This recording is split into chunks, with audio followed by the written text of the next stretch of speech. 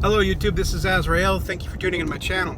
This is not part of my lessons, but it's going to be talked more in depth about them, especially when I start talking about invocation and evocation of spirits.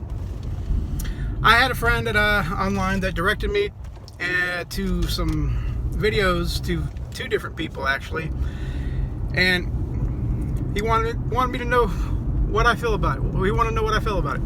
Well, basically, he said that circles of protection are useless because they don't protect. And casting magic circles in general are useless. Well, then I'm going to tell you that fundamentally they are victims of the do what it feels right to you in the wrong fashion. It's true that when you're doing the occult or witchcraft or whatever, you have to do what feels good to you, because if it doesn't resonate with you, you can't use your mind and emotions to work with what don't resonate with you. So obviously, if it doesn't resonate with you, then your magic is going to suffer. This is true. I am not talking against this. However, there comes a point when what feels good to you is not necessarily the right method. Now, again, I'm probably gonna get a lot of flack for that, but as above, as below. And if in reality you can build a house many different ways, but there are certain ways that work better. It just does. A lot of things that feel good to you are not good for you. Stuffing my face with Doritos and sitting on the couch being lazy feels good. It's relaxing. It's not good for me. Okay? And in this regard, casting, you don't need to cast a circle every single time you're doing a magic ritual. You just don't have to do that. Now, if you're wanting to drum up a lot of energy, circles do two things.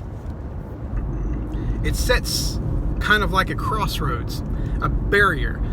Also, what I mean by the crossroad is that you are creating a sacred space that has a defined limitation. That space is no longer the space outside your circle. It's no longer mundane. This is now a sacred, holy place where you're going to be invoking God, some would say, or working with the elements or whatever. This is your temple. You have casted your temple. This is your sacred space.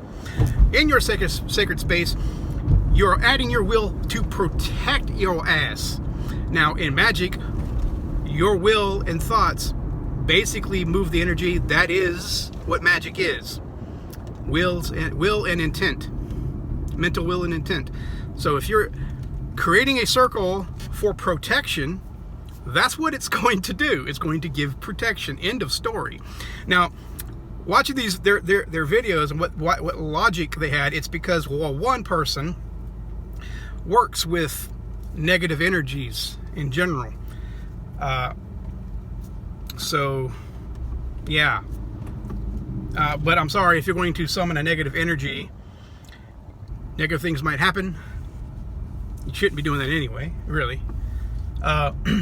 But the method that this person is using is actually invocation. The other person is of a totally different tradition than witchcraft. I mean Wicca, witchcraft, or even European witchcraft, shall I say, or ceremonial magic. It is an African tradition. I'm not going to say which one, but in this religion, they invoke. Okay, that's right there.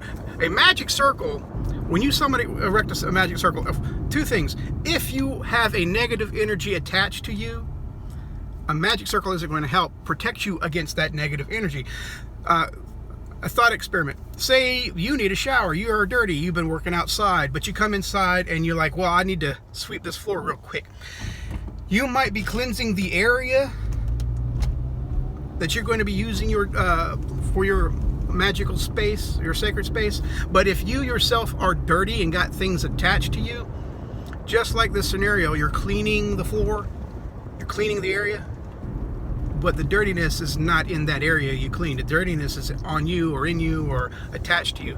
So when you set up a magic circle, if you yourself are not clean, then this gives a tether for something to be there, because when you cast that circle, it's already in the center of the circle. It's like cleaning a house while you yourself being dirty, or drawing a circle around a clump of dust bunnies and then cleaning around the circle. That's basically what you're doing. So no, in this regard, no. See, that's why metaphysical science, you have to think of this like a scientist, only spiritually.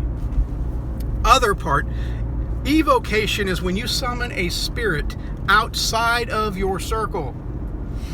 Therefore, a circle will protect you. That's why, in many of my cases, my friends and other popular magicians talk about spirits manifesting outside the circle and other spirits coming and trying to get in. You know, not even walking the pace of the circle. They walk the perimeter, trying to intimidate you. Well, first of all, again, I'm going to get on that about summoning spirits that you probably shouldn't be summoning, but it's going to be well-rounded, so you're going to be talking about all kinds of stuff. But in any case, so yes, those stories would not exist. It wouldn't if it did not add protection. So for them to say that magic circles don't do anything is totally poppycock, completely. It's bullshit. They add protection. Now, the things, again, that they're talking about is invocation. When you summon a spirit inside your circle, it's totally different, because you're giving it permission to come in the circle. Therefore, thought experiment, I'm inside a cage. There's a shark outside in the water. The cage protects me. The cage is my circle. The instant I say, hey, shark, come the fuck on in, you see where I'm going with this. So, in their spiritual tradition, they don't know the real difference between the invocation and evocation. They use the words interchangeably for whatever reason. But when they summon their spirits, they're inviting the spirits to be channeled through them. So, of course, no, the circle will not protect you in that case, because I don't even really have to explain. So, the circles do something else. Think about, even if you're not summoning a spirit, why is it still good to even just to cast a small circle? The circle creates a barrier. And what barriers do is, one, like I said, protect, keep something you don't want out, but it's also to keep something that you want in. Even though you're shooting out your intentions into the universe, understand that when you're building energy, you want to build up as much as you can and compact it. Think of magic circles as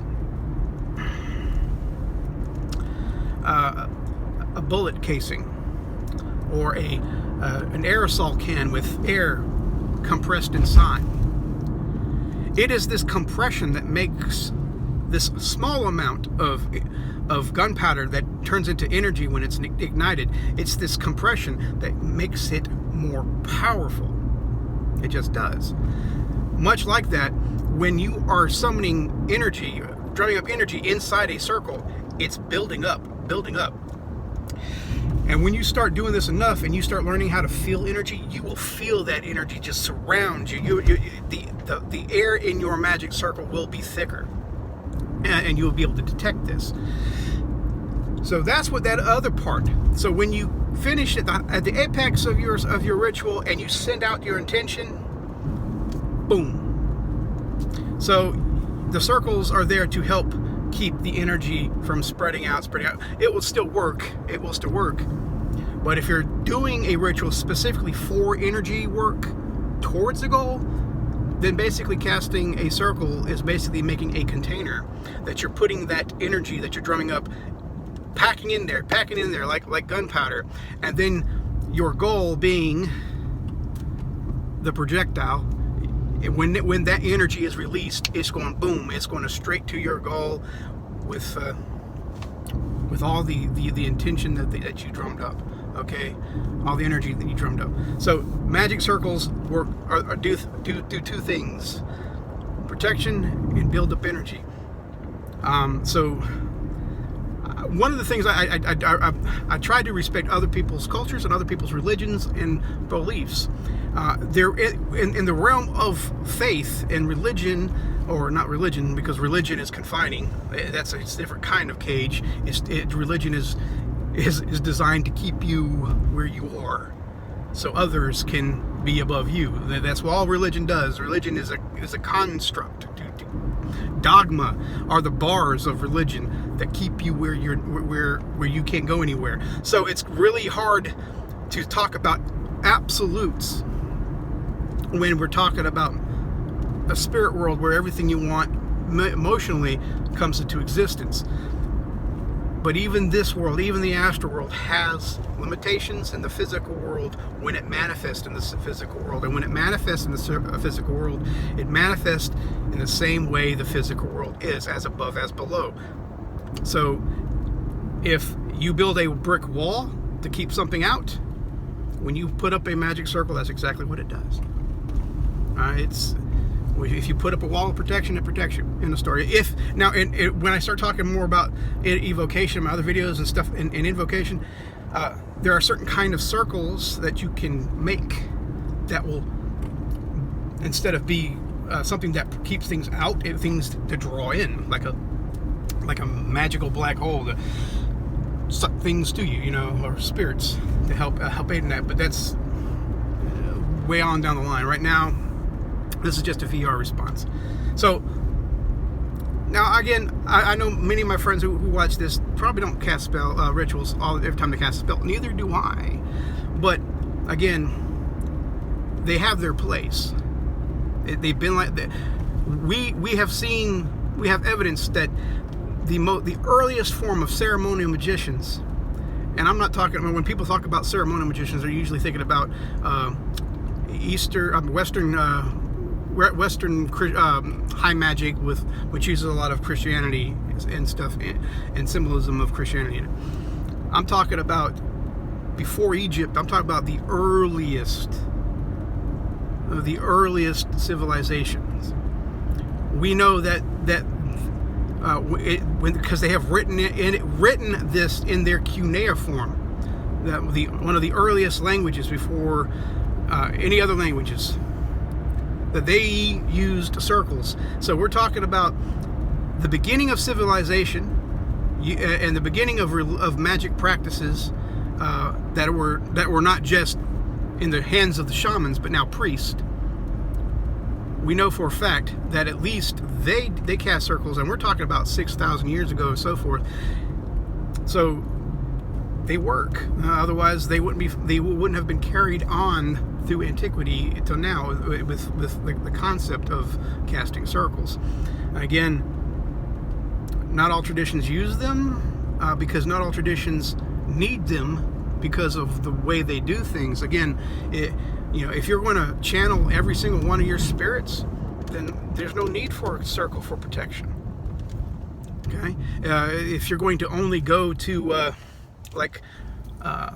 god to carry out your will, you probably don't really need to drum up a circle for energy, because you're using a god form or a god as a battery to try to carry out your will.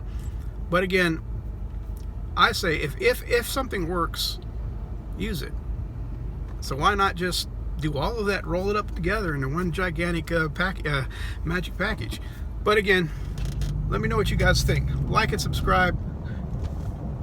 Comment. Do circles of protection protect? Thank you.